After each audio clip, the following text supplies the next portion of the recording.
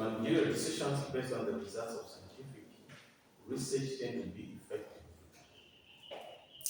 As already discussed, research is an organized, systematic, data-based, critical, objective, scientific inquiry into a specific problem that needs a solution. You should underline that it is basically unorganized. So this kind of research is well organized. It is supposed to be well organized. It is systematic. It is data-based, not intuition, not preconceived ideas, not preferences. No, it is supposed to be data-based. You go into the field, you collect whatever you want to collect based on what you've collected, not based on what you think or based on what you prefer. So it is data-based. 2, 3, it's supposed to be critical. It's supposed to be critical, it's supposed to be objective. Okay? It's supposed to be scientific inquiry. Okay, into a specific problem that needs a solution. The decision based on the results of a well-done scientific study tend to yield the desired results. We're going to delve much into what scientific research is. So scientific research focuses on solving problems and pursues a step-by-step, logical, organized, and rigorous method to identify the problems, gather data, analyze them, and draw valid conclusions. So in scientific research, it focuses on solving problems and pursue a step-by-step, logical, organized, and rigorous method to identify the problems, gather data, analyze the data, and draw valid conclusions.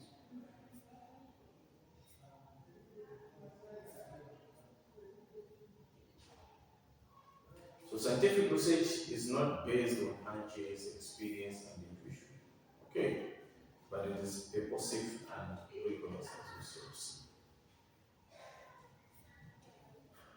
So because of the rigorous way in which it is done, scientific research enables all those who are interested in researching and knowing about the same or similar issues to come up with comparable findings when the data is analyzed.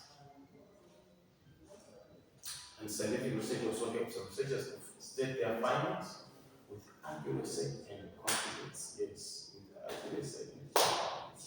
If people bring whatever objections, you are able to back it with your data because it's you who went and did the work, who went and did the research. So you say, okay, yeah, my arguments are based on this.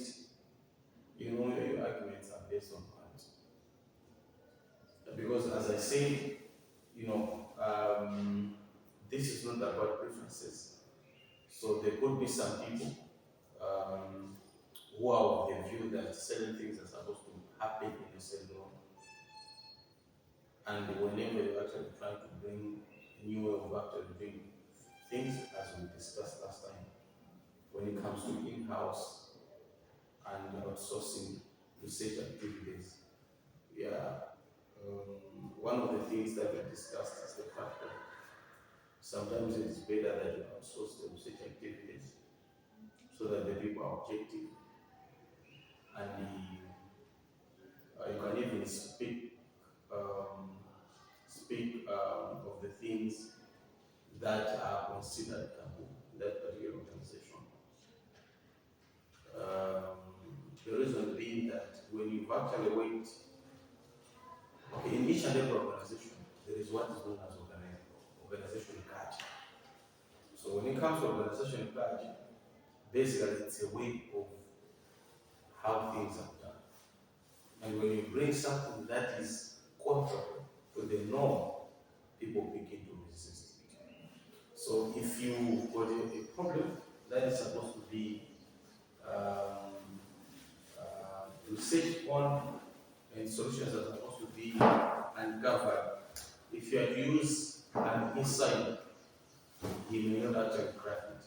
But if you invite an outsider, because he doesn't have this background information, to be able to crack it and bring solutions. So yeah, whilst on the same, people may have preferences as to how some things are supposed to be done. But with the research, you will tell them that no, yes, this is how you would prefer things to be done. But according to the data that we have, this is the way things are supposed to be done. Okay. So the confidence is because of the data that you have.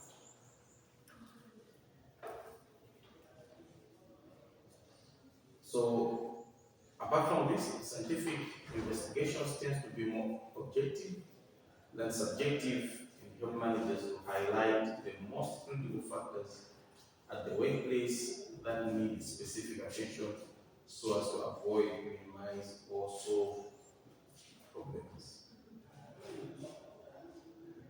In other words, scientific investigations and managerial decision making are an integral aspect of effective problem solving.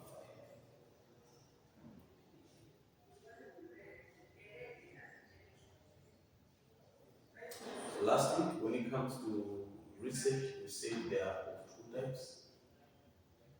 We've got basic, remember, and then we've got applied.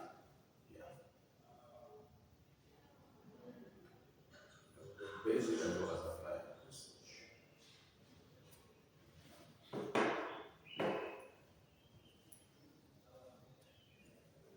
Good. So let's now go and discuss the hallmarks of scientific research or the distinguishing characteristics of scientific research.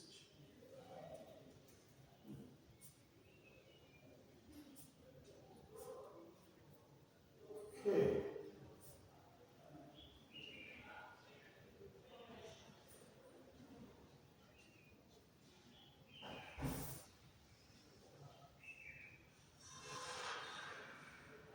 So the first one is called purposiveness. Purposiveness. That's the first characteristic. Purposiveness.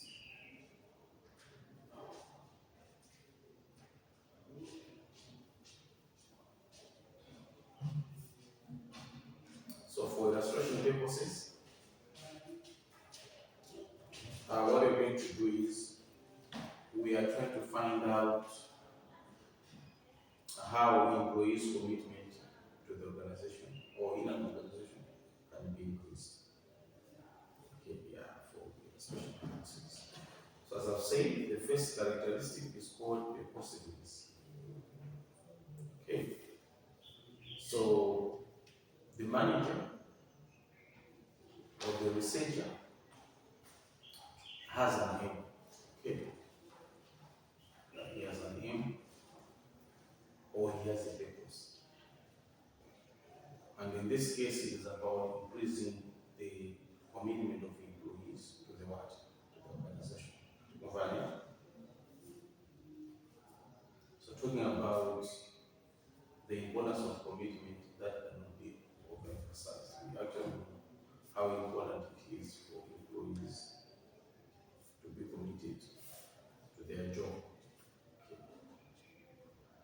So an increase in employees' commitment will translate into less turnover, less absenteeism, and probably increased performance level, all of which will definitely benefit the organization. If you look at this research, it will actually show you, or it will actually compare with you, that it has got a purpose. By the way, I think you're going to write a research proposal. I think in the next future. Make sure when you're coming up with the research topic, there has to be a purpose. Okay? Because currently friends are also, they are presenting, they are defending. So sometimes you ask a student as to why they decided to embark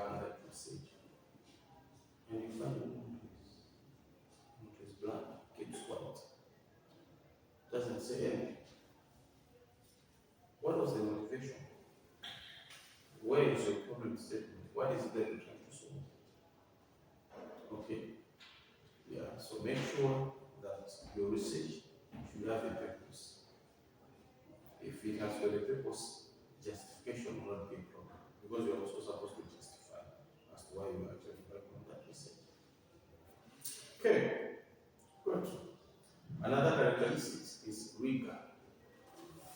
RIGOR. So a good theoretical base and a sound methodological design will add rigor to purposive study. So when we talk of rigor, it connotes carefulness and the degree of exactitude in research investigations. In the case of our example, let us say the manager of an organization asks for 10 to 12 of its employees to indicate what would increase their level of commitment to it. Okay, 10 to 12. 10 to 12. So, if solely on the basis of their responses, the manager reaches several conclusions on how employee commitment can be increased, then the whole approach to the investigation will be what? Unscientific. Remember, when we talk of rigor, it's about carefulness and the degree of exactitude and research investigations. Okay. Yeah. Why do you think, let's say for example, there are 40 lecturers here, for argument's sake, and we've got this problem, and the researcher interviews five lecturers. Okay, or there is a problem with students, only by overthrowing something, and the student interviews only 20 or 15, and he generalizes. You get that? Yeah, and you identify some students, you have a chat with them, and then you generalize. What would be the dangers? What do you think would be the dangers?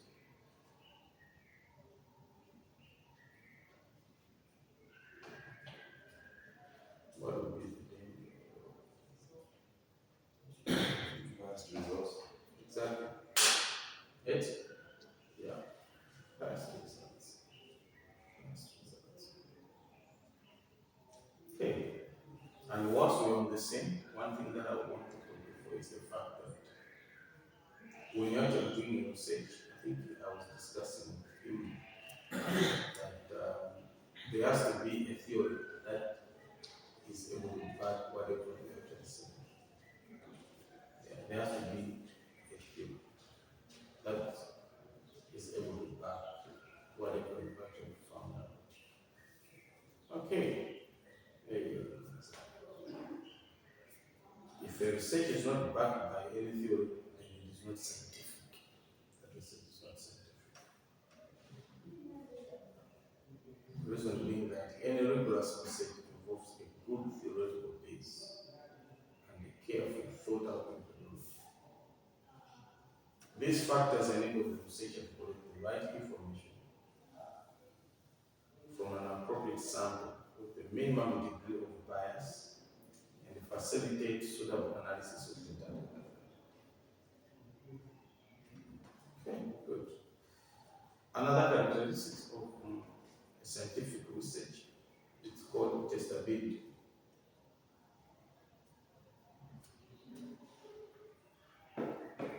Testability.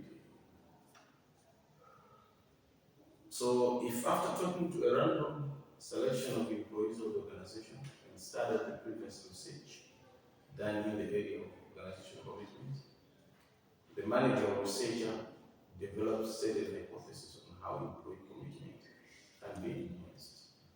Then this can be tested by applying certain statistical tests to the data collected from the papers. What we are trying to say is that if I have done the research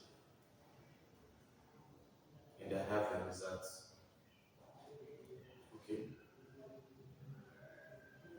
whatever results, whatever conclusions have been found out from that research, they should be tested, okay, elsewhere. And whatever happens, the other side should either confirm or not approve what was actually found out. That is where the stability is actually coming in. And that is why each and every research is supposed to be backed up by the theory. And I'll give you an example. There are two theories of motivation when it comes to in an organization setup. There are some, they say that you need to micromanage people. Okay, you need to micromanage people because people are difficult. Okay, so while losing self-footing in their work. Yeah, immediately it emphasizes more on punishment, that kind of thing. Manipulating. Then there is another theory. They say that human beings are rational beings. Just leave them. They know what to do. So there are two schools of thought. On that moment, when you're actually doing your research, you fall either on this theory or what? The other theory.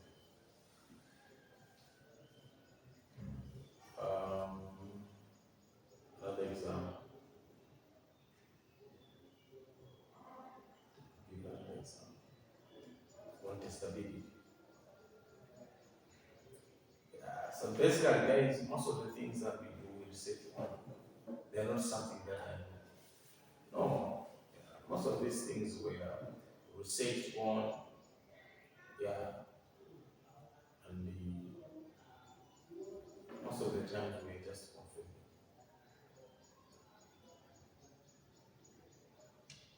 We're actually discussing issue of commitment, employee commitment. You can't say that you're committed when in fact you're always absent. No. And whilst on the same, the issue of what? The issue of motivation. There is also this other theory about, I've just forgotten the word that the human use in HR. So there are some, they say that you give people money, they will feel motivated, they work. But the other theories, they've said that, no, they work hard where money, but later on they will stop. But you're supposed to supply them with some other stuff, like maybe very clean office, AC, refrigerator, those things. You take care of the environment. So if you've got a problem that is to do with motivation, you'll see what it will fall within these theories. Testability. Okay. So you've got a hypothesis, you've got a start, make sure that you are able to test it elsewhere.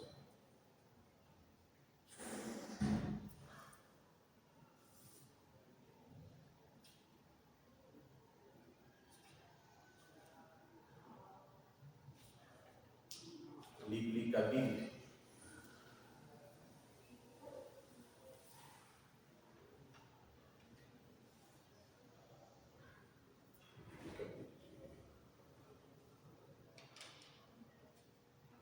Okay, so testability, it is about testing or confirming whatever hypothesis you have. Won't get it? So with the replicability, what we're saying is that the findings that I'm going to find here at UNIO, the assumption is that if I do the very same research at MAM, it will be results. That's what replicability is. all about. Okay, provided this research is done um, in the same context or situation or circumstances, yeah, to succeed. If you were actually questioning first year students, make sure when you go to lab, it's also first year students. Yeah, that's what replicability is all about. Okay,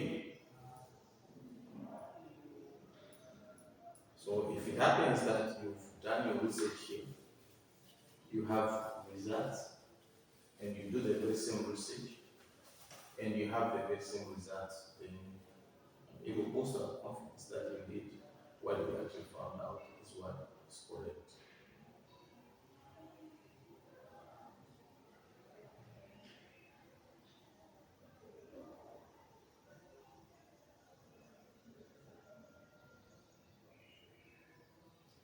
Precision and confidence, that's another characteristic.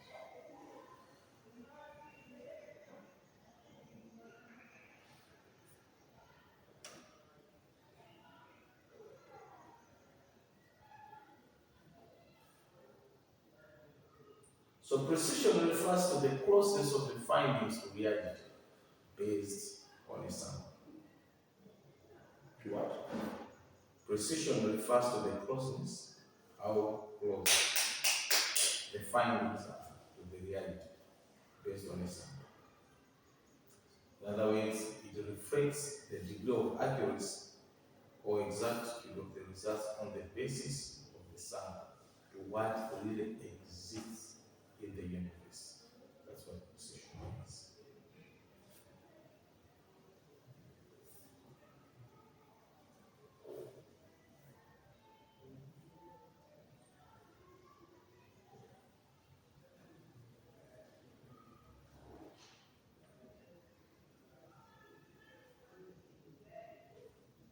I'll give an example of precision.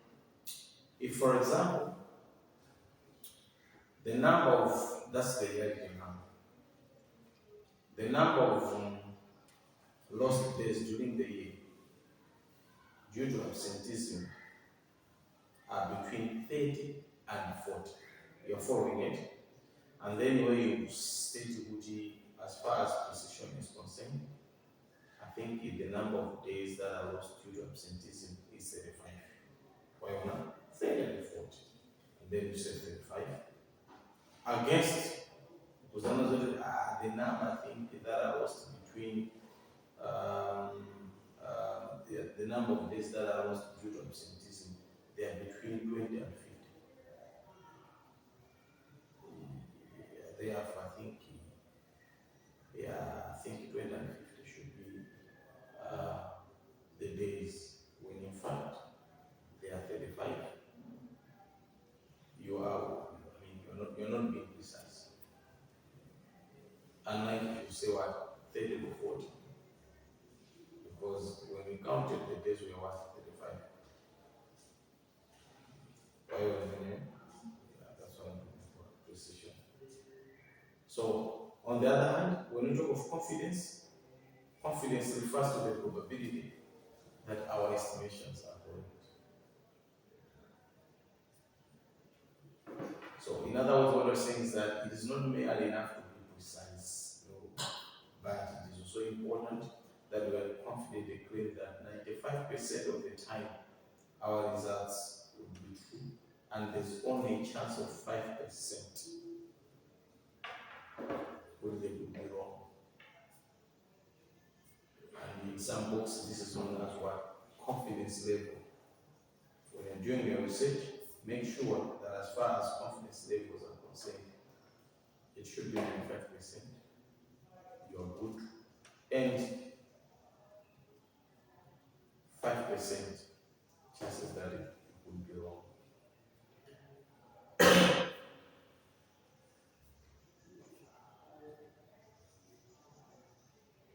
So precision and confidence are important aspects of research which attend to appropriate scientific sampling design.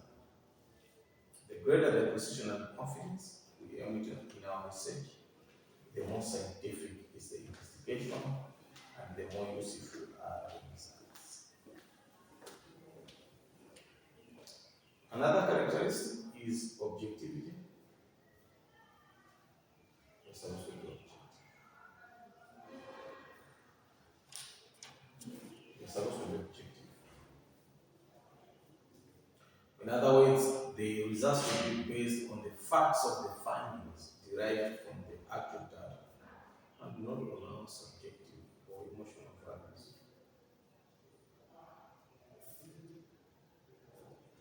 So, no matter what, these are not preferences. The results should be based on the facts of the findings derived from actual data and not on whatever is running in our minds or whatever we saw when we are coming here or what we had got at home or someone actually told us. Okay.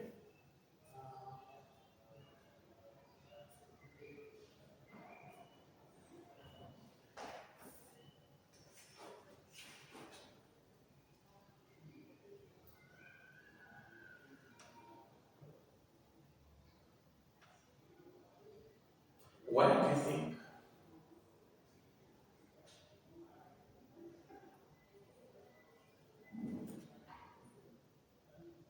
women are still not taking or venturing into fields that for a long time seem to be meant for men, despite all this talk that women should also venture into those fields? Fields like engineering, fields like law, fields like medicine. Why is that the case?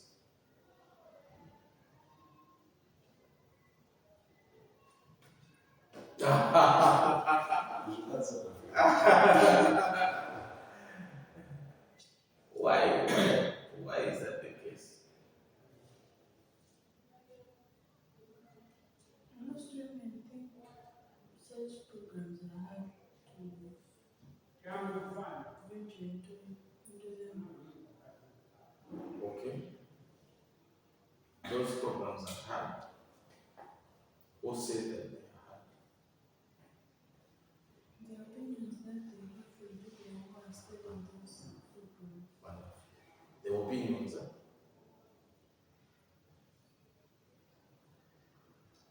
So it's about perception also. Not necessarily that they are hard. Yeah, we want to find out. Okay, message that objectivity. Because you know what? The issue is, guys, let me tell you. Sometimes we think that certain things are happening because of whatever we are told. Very God, the Bible so good. And you stick to those things. Only to be shocked after you've done your research. You find, answers that are completely different. But, oh, okay, I can.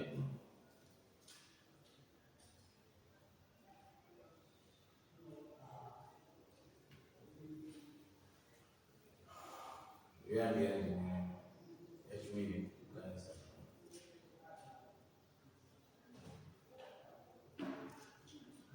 Good. Why do you think that a lot of youths are still jobless? Okay? By youths, I'm actually targeting those who have actually gone through technical colleges. Those guys are trained to do various trades, carpentry, whatever. Those guys, the assumption was that whenever they are done, they will go and start their businesses. But what is happening is those guys will graduate and they'll just deal it at home. Yet the aim of the government is that something. In fact, I'm told that those guys, whenever they actually graduate, they are given tools, depending on whatever training and training they want to venture into. But that's not what actually is happening now. Why do you think this is the case? Is it the government that missed it? Because I believe the motivation was to make these youths employable. By employable, I mean self-employment. Not that you should go and ask for a job elsewhere. We don't want students, our youths, just going around. So let's introduce technical colleges. Let's train them, artisans, carpentry, engineers and stuff, plumbers. Whenever they are done, they should open their own shop. They should start by doing trade. In so doing, but the one being I beg to apply. But that's not what is happening. Those cases keep on happening. Why is that the case? Yeah. Oh, another problem.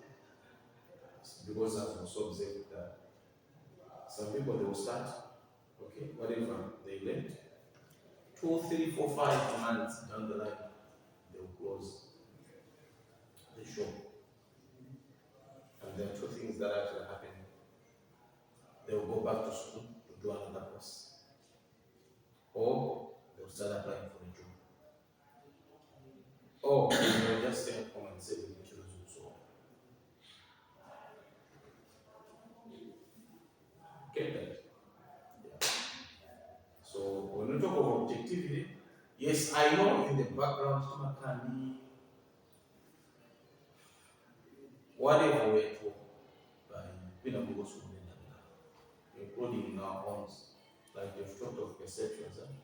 But guys, when I was in college, we had this lady. She was doing sciences. First one, chemistry, biology, mathematics, physics, and what? Another way. Called first one. Anka Mosaka. Including Muswa, Wako. Zilakazoso fans. 98. When the second highest, that's when I know some the job of 60. Or be like 50 men. Or about nobody in Ghana. She was 11. I remember she wanted to go to medicine. So, but she didn't make it. She was really down. So when we graduated, she applied and she was admitted. She's a doctor. She's in the US. You get that perception. It's hard. It's hard. Yeah. Because you are there, you find out it's not hard. I've got a friend.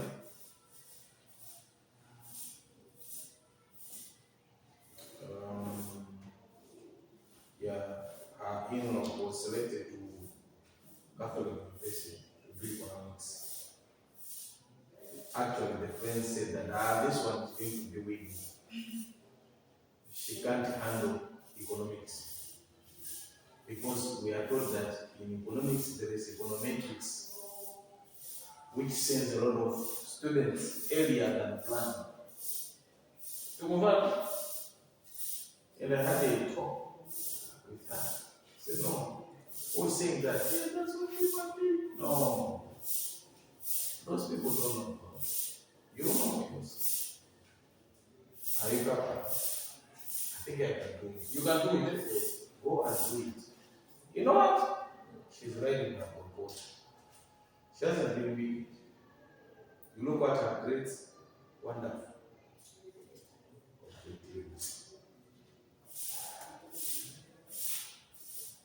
So as I say, it's not that the staff would be hard, no.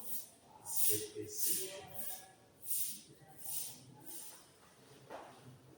And those perceptions begin to play around with what? Psyche. You begin to shift whenever you hear those fields. It shouldn't be like that.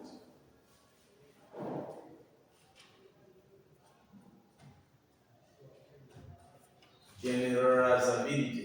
Generalizability. To generalize, like this. That's it. Yeah.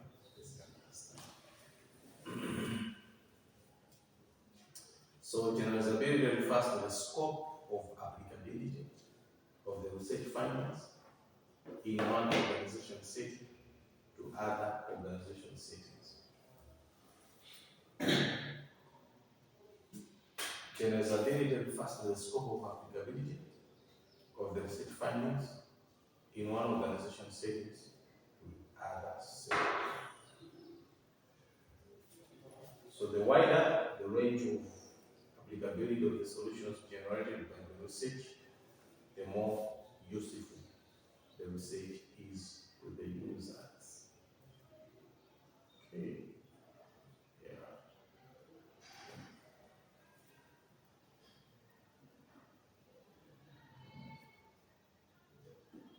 I think this one.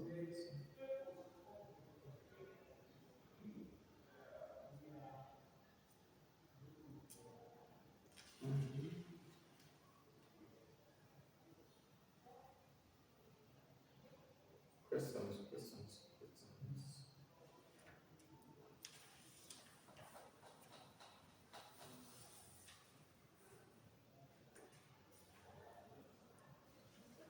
Questions? Okay, good. So let's now discuss how to write a research proposal.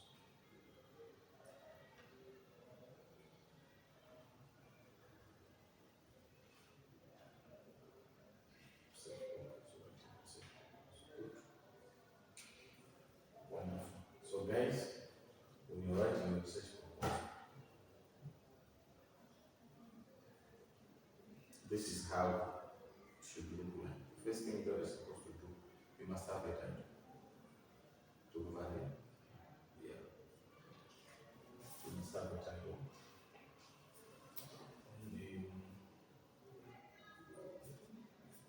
Okay, good. How many times do you write do you work on your assignment when you've been given an assignment?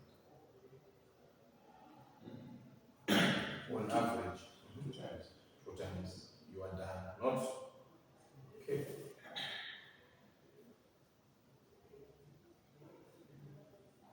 Please shed more light. When you say what you write 2 times, what do you mean by that? First, I gather resources from different sources. Then I'm analyzing and writing. Okay. And you? I first research and assignment, and then I start to write and then I analyze it. Okay. At what point do you say that I think I can now submit this assignment? Just analyzing it.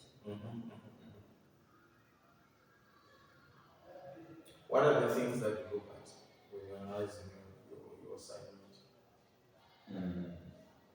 If I'm off topic, if source, if the data is what do you call it?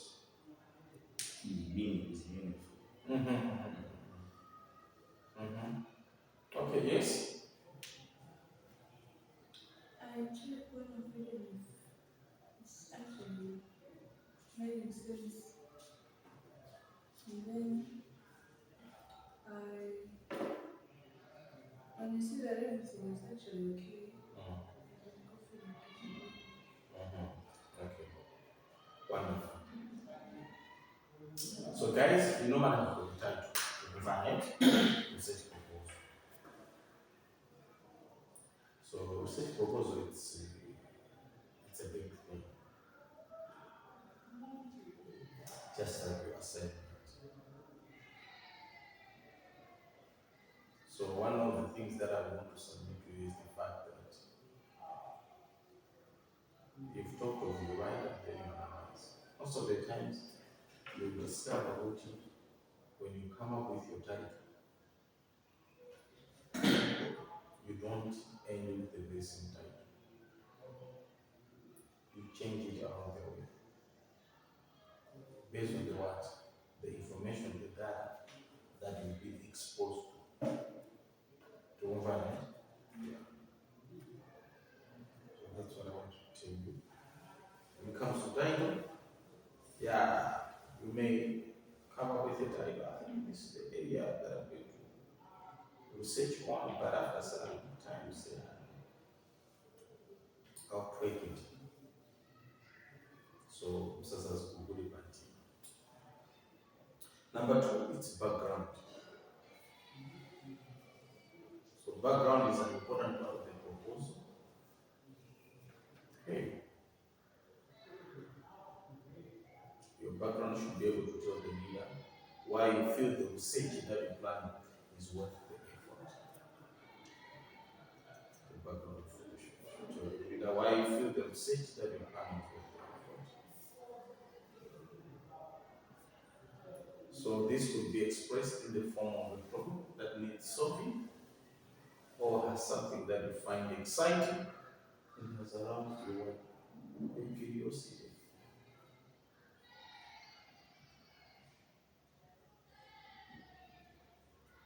Okay, so this background that we're referring to, as I said, it can be expressed in the form of a problem that needs solving, or something that you find exciting and has aroused your curiosity. I think those are the things that we're discussing ladies in some fields, technical college graduates and the unemployment, that kind of thing. Okay, anything interesting?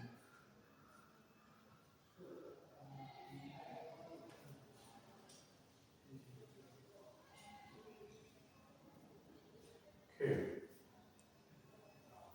so when I'm reading, as a reader, that is, I'll be looking for evidence that there is sufficient interest for me to sustain. Yeah, because the research is actually a big project. So if I see Woody, the topic is too sharp, I may say, okay. And if I see Woody, this topic is indeed worth pursuing, so I'll go ahead. Oh, guys, there are actually some topics, more especially those that actually target organizations, and then you look at issues of access to that. Let's say, for example, guys, you want to do a research to State House about something. Do you think it will be easier for you to get access to State House? No, it's not easy.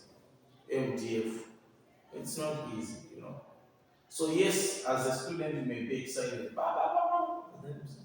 So that's it. How are you going to get the data? You see, you were excited in your home, okay, but you didn't see the other side of the coin.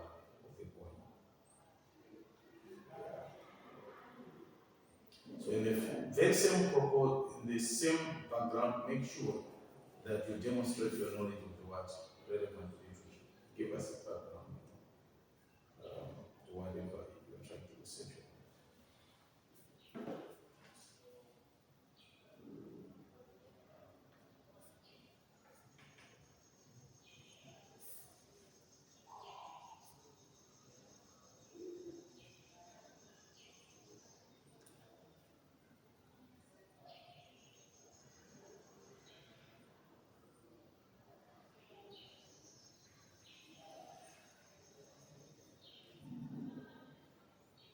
Okay. So when you're presenting your background, make sure that you show a clear link between the previous work that has been done in your field of research are interested in the content of your proposal. Normally, guys, when it comes to research, you are trying to bridge the gap that is there. To confirm that, yeah, you are trying to bridge the gap that is there. So make sure when you're discussing in the background or introduction, what you've read in the literature. To confirm, remember I told you this scientific investigation must also be critical. So zisulu mango zilenga mukwini mango zivakapesa uma zitenga kumakuorganize. Okay, so no. However, okay, much as political is Oma, especially we have noted that there is a culture.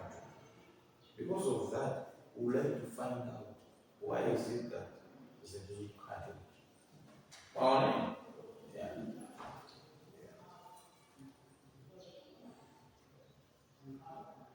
Then let's move to research questions and objectives.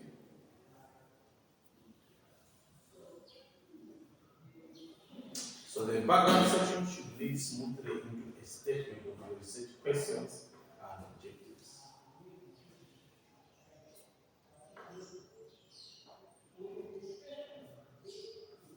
So when it comes to research questions and objectives, it state exactly what is it that you want to achieve by the end of the day.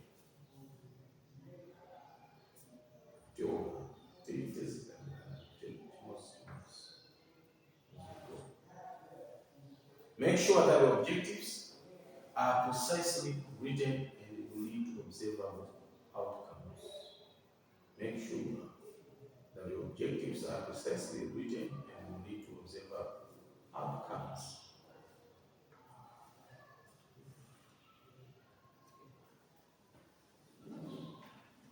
Method or methodology.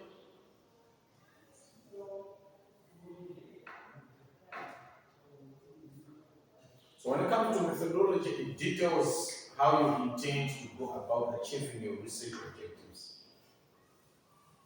So you explain how you intend to go about achieving your research objectives.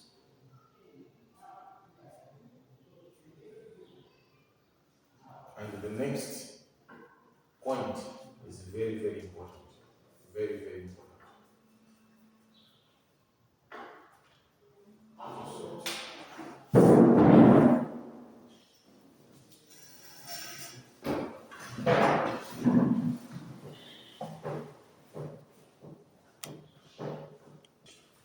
When you're doing your research, make sure anything that you're actually proposing, you justify it. Make sure that you justify it. As far as methodology is concerned, make sure that you have your objectives, and then you're explaining how you're going to achieve those research objectives, or how you're going to answer those research questions. Make sure that you justify everything, because that's exactly what people are going to ask you when you're defending your proposal. To confirm, in this research, a population will be XYZ. In terms of sampling, I've used and recursive and random, that kind of thing. They will ask you as to why you've chosen those methods. So instead of waiting to be quizzed, explain yourself. Explain yourself. Explain yourself.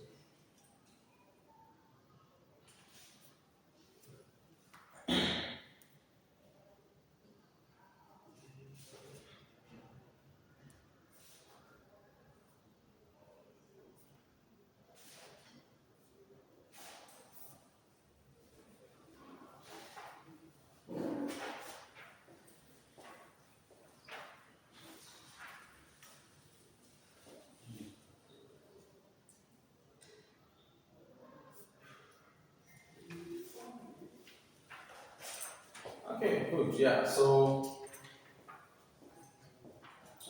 as far as methodology is concerned, you're going to divide it into two sections, which is called research design and data collection. Research design and data collection.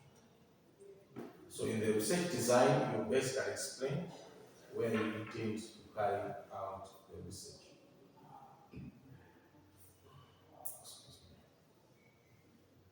So if your earlier coverage has pointed out that the research is a single organization issue, then this will be self-evident in what? In the research design. However, if your research topic is far more generic, you wish to explain, for example, which sectors of the economy you have chosen to research on and why you have chosen those sectors.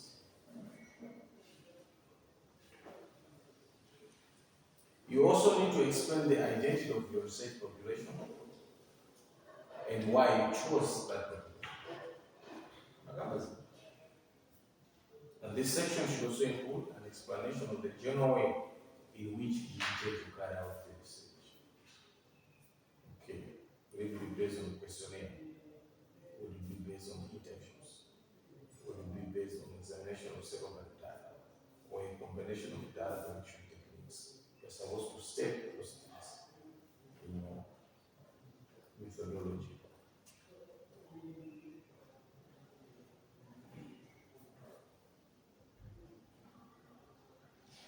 If you're using a survey strategy, you need to explain those things. You also need to clarify as to how the instruments will be distributed and how the data will be analyzed. If you're using, for example, interviews, you should explain how many interviews will be conducted, their intended duration, whether they will be audio recorded, and how they will be analyzed. Make sure, guys, you are thorough when you explain yourself. Make sure that you are thorough. Don't leave some questions unanswered. Make sure.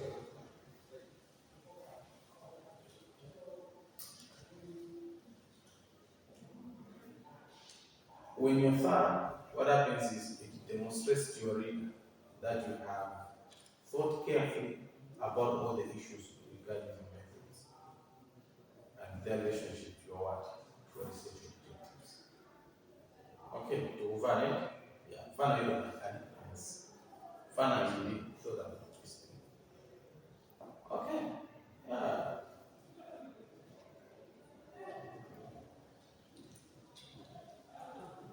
In the same methodology, you're also supposed to include a statement about how you're going to adhere to any ethical guidelines. Because when it comes to research, you don't just do it anyhow. You're supposed to stick to some ethical guidelines.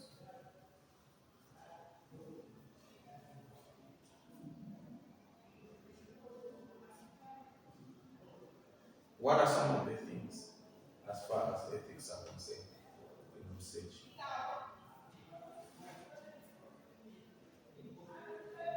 What are some of the ethical considerations that you need to consider?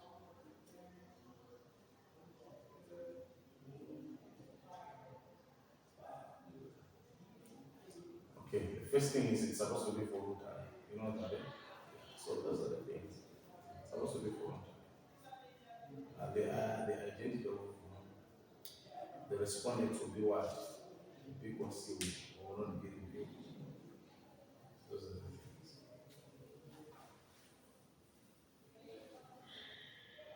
And then of the time scale.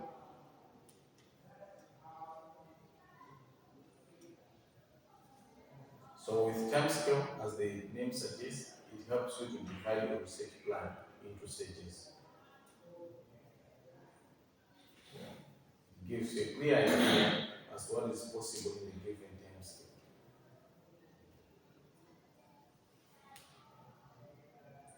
Of course, we know what happens there is.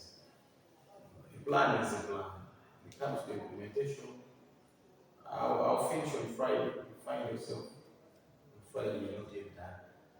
Yeah. But at least it gives you an idea. after this is actually coming.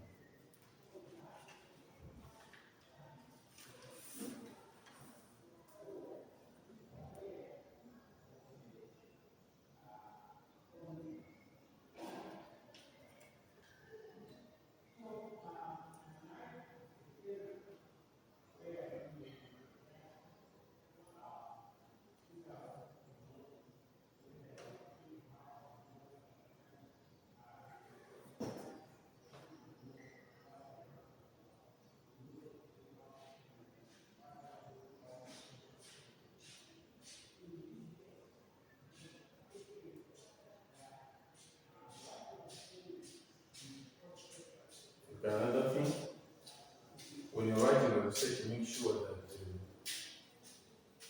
you demonstrate that you've read, okay?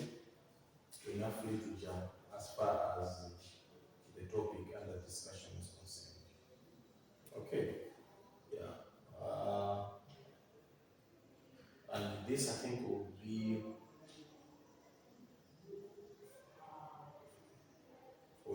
encouraged in any other type of research proposals.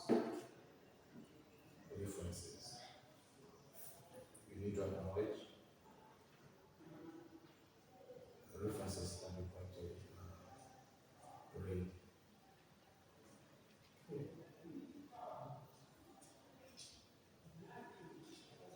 Remember, we said that it is actually the previous work, okay, that informs your proposal. It's not that you identify a gap and then, yeah. So we want to see what you've read, what others have said about the topic that you are embarking on, and appreciate the gaps.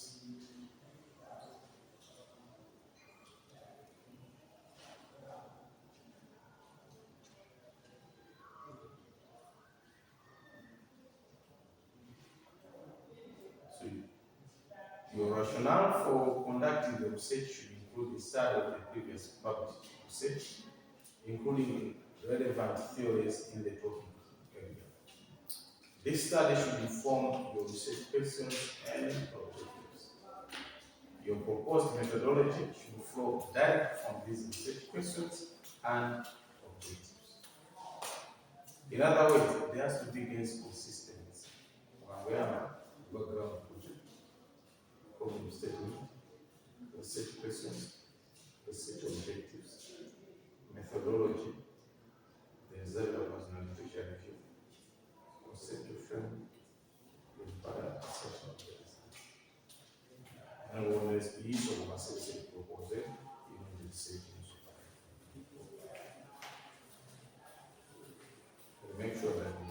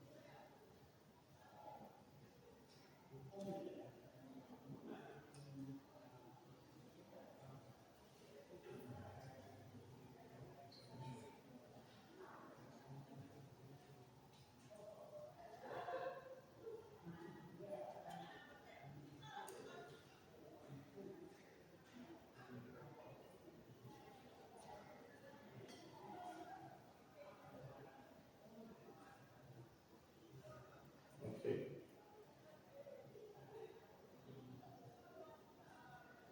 So research, we want to discuss